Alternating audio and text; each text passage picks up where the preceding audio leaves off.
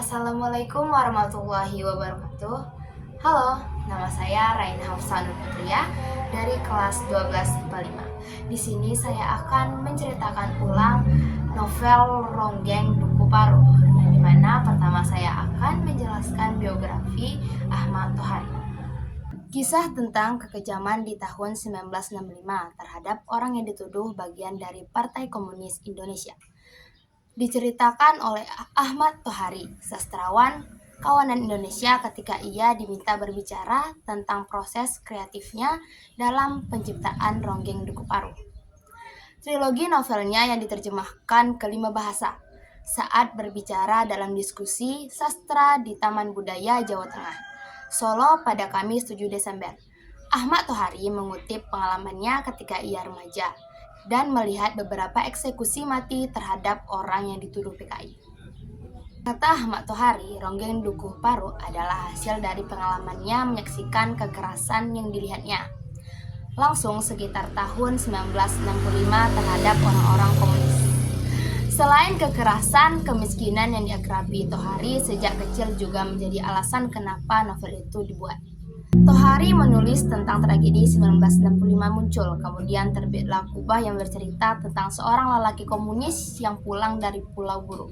Tapi novel itu tak memuaskan pertanyaan-pertanyaannya, lalu Ronggeng Duku Paruh mulai ditulis. Ahmad Tohari menulis novel itu selama 4 tahun. Dunia ronggeng dalam Ronggeng Duku Paruh adalah dunia yang diakrabi Tohari. Meski ia jarang menonton pentas itu, kehidupan pendesaan dengan untayan pemandangan alamnya adalah dunia yang diakrabi Tohari juga. Dia lahir tanggal 13 Juni 1948 di Tinggarjaya, Kecamatan Jatilawang, Banyumas, Jawa Tengah, dari keluarga santri. Ayahnya seorang kiai, yaitu pegawai KUA, dan ibunya pedagang kain. Dari segi ekonomi, keluarganya tidaklah kekurangan, namun lingkungan masyarakatnya mengalami kelaparan. Ahmad Tohari menikah tahun 1970 dengan Siti Samsiah. Istrinya bekerja sebagai guru SD. Dari perkawinannya itu, mereka dikaruniai 5 orang anak. Ahmad Tohari sangat menyayangi keluarganya. Ahmad Tohari seorang sastrawan yang menamatkan SMA di Purwokerto. Ia pernah mengenyam bangku kuliah, yakni Fakultas Ilmu Kedokteran Ibnu Khaldun, Jakarta pada 1967 sampai 1970, Fakultas Ekonomi Universitas Jenderal Sudirman, Purwokerto pada 1974 sampai 1975, dan Fakultas Ilmu Sosial dan Ilmu Politik Universitas Jenderal Sudirman. Tulisan-tulisannya berisi gagasan kebudayaan dimuat di berbagai media massa. Ia juga menjadi pembicara di berbagai diskusi atau seminar kebudayaan. Masa kecil Ahmad Tohari dilewati seperti anak desa pada umumnya. Kecintaan beliau terhadap desa tidak perlu diragukan lagi. Beliau berkata, "Saya dan desa tak mungkin bisa dipisahkan."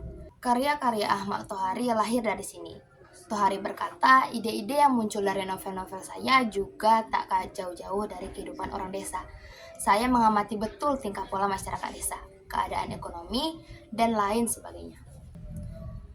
Rumah yang berdiri di atas lahan yang kurang lebih berukuran 2.300 meter persegi, di depan rumah yang ditanami tanaman buah-buahan, seperti rambutan. Di depan teras rumah ditanam nangka dan manggis yang semakin membuat rumah itu semakin terasa sejuk. Teras berukuran kurang lebih 5-6 meter dengan kursi khas Banyumas melengkapi kenyamanan untuk sang empunya rumah. Rumah beliau selalu terbuka untuk siapa saja, tak peduli pejabat atau orang biasa, tuan muda, miskin, kaya, beliau tak pernah membedakan dan selalu ramah terhadap siapa saja. Ketika berbincang, beliau selalu memberi dorongan motivasi meski di sela-sela obrolan yang sederhana. Menurut beliau, anak-anak muda harus banyak berkarya dan memberi manfaat bagi sesama. Baiklah, saya akan menceritakan ulang novel Ronggeng Duku Paruh. Duku Paruh adalah sebuah desa yang terletak di pedukuhan yang sangat terpencil.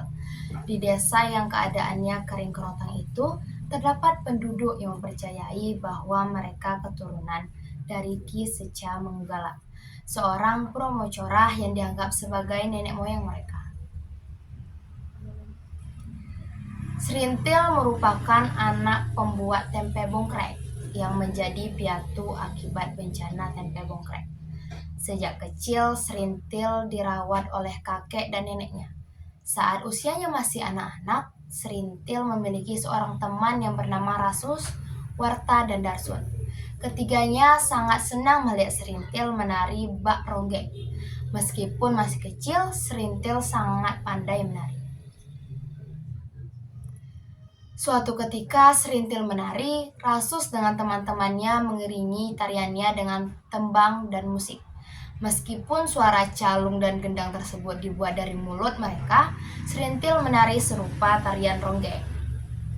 Kemampuan Serintil menari ronggeng akhirnya diketahui oleh kakeknya, dan ia menyampaikannya kepada Kartareja, seorang dukun ronggeng. Kehadiran Serintil yang saat itu berusia 11 tahun merupakan peristiwa yang tunggu-tunggu oleh penduduk Duku Paru. Kemampuan Serintil menari ronggeng menghidupkan kembali tradisi yang selama ini telah hilang.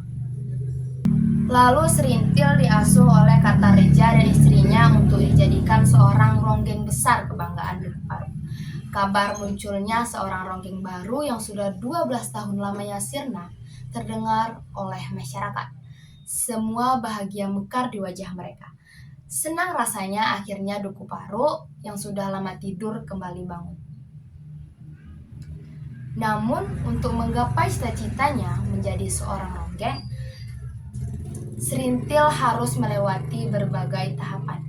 Mulai dari menari beberapa ronde setiap malam, mandi kembang di kuburan Ki Seca Menggala yang katanya nenek moyang semua penghuni Duku Paru, hingga harus melakukan ritual buka kelambu yang artinya Serintil harus menyerahkan keperawanannya kepada seorang laki-laki yang mampu memenuhi syarat yang diajukan. Rasus tidak rela melihat itu. Ia tidak rela melihat Serintil melepas kesuciannya begitu saja demi ritual buka kelambu untuk menjadi ronggeng yang sesungguhnya. Serintil juga berada di dalam kebimbangan antara ingin menjadi ronggeng yang sesungguhnya dan merasa takut melakukan ritual tersebut. Ritual itu sebenarnya juga amat berat baginya. Akan tetapi akhirnya Serintil memberikan kesuciannya kepada Rasus secara diam-diam tanpa imbalan apapun. Meskipun setelah itu juga ada laki yang memenangkan sayembara buka kelambu itu. Serintil akhirnya menjadi ronggeng yang terkenal setelah ritual buka kelambu dilaksanakan. Ia menjadi ronggeng yang laris dan menjadi pembicaraan semua orang. Setiap orang memujinya. Ia juga semakin kaya setelah menjadi ronggeng. Tak kuasa melihat Serintil telah menjadi ronggeng, Rasus pun pindah dari Duku Paru ke Dauhan. Di sana ia menjadi buruh pengukus ubi kayu. Tetapi takdir membawanya kembali bertemu Serintil yang mengenakan banyak perhiasan emas yang bertengger menghias tubuh moleknya. Hasil Serintil meronggeng setiap malam. Hampir semua pertemuannya dengan Serintil selalu berakhir di sebuah perumahan warga, tempat mereka menyalurkan nafsu birahi. Hingga suatu hari Rasus bertemu dengan Sersan Selamat yang diutus untuk mengusir perampok yang berkeliaran di kampung mereka dan menjadi tobang yang melayani kebutuhan tentara-tentara di barak militer dengan pasar Dabuan. Rasus pun akhirnya juga diangkat menjadi seorang tentara berkat kejujuran dan kegigihannya. Setelah menjadi ronggeng, justru Serintil menyadari bahwa ia mencintai Rasus. Ia ingin merasakan kelembutan sentuhan lelaki dan merasa jenuh menjadi ronggeng. Lama-kelamaan Serintil pun menjadi gila. Pada suatu saat, Rasus balik ke Duku Paru. Dia melihat keadaan Serintil yang begitu tidak memungkinkan. Akhirnya, Rasus membawa Serintil dan memasukkannya ke rumah sakit jiwa. Dalam novel Duku Paru ini terkandung beberapa pesan moral. Yang pertama, di mana sebagai seorang wanita harus bisa menjaga diri, menjaga kehormatan dan kesucian diri. Yang kedua, hendaknya kita menjaga dan melestarikan kebudayaan nenek sayang, yaitu kebudayaan yang memang patut untuk dilestarikan. Yang ketiga, dalam hidup setiap manusia harus ikhlas menerima apa yang telah Allah takdirkan. Keempat, kita harus bijak dalam mengambil keputusan, dan dalam mengambil keputusan tidak perlu tergesa-gesa dalam memutuskannya. Yang kelima, jangan pernah memiliki dan menyimpan dendam kepada orang lain, sebab dendam mampu membinasakan manusia. Yang terakhir, dalam setiap perbuatan yang dilakukan pasti akan memiliki sebuah akibat. Perbuatan baik akan berakibat baik, perbuatan buruk akan berakibat buruk. Baiklah, sekian dari saya. Mohon maaf bila ada kesalahan kata. Saya akhiri. Wassalamualaikum warahmatullahi wabarakatuh.